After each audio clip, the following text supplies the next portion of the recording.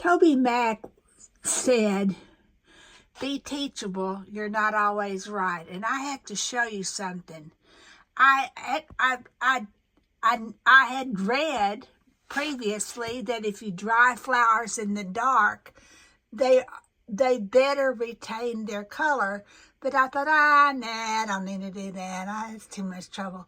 So, but then I created this little dark closet for my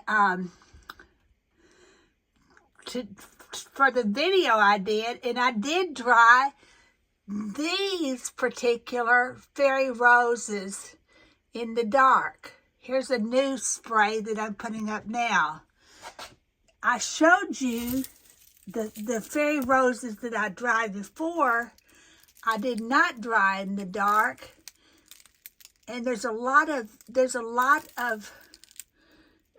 I don't believe they're quite as brilliant. So let's do this. Let's vow to find a dark place. It could be your laundry room. It could be someplace else to dry your roses. At least semi-dark, but I do believe that this bunch of roses, and those were not dried in the dark.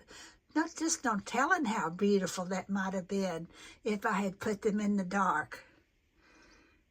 But this is a tiny little fairy rose. And let me say one more time. Fairy rose it's a delicate little blossom.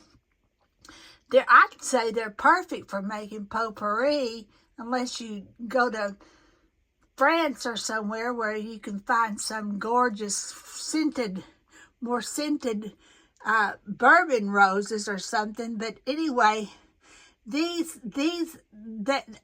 for me in my little country garden, I think these are probably the best things to make potpourri. Potpourri it's just a mixture of spices and herbs and rose petals with a fragrance and I'm creating these little sachets to put them in.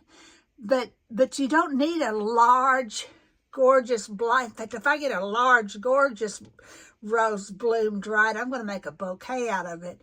But the little guys, they're perfect for potpourri because you're going to end up making them small petals anyway. So anyway, last word. Let's dry our roses in the dark.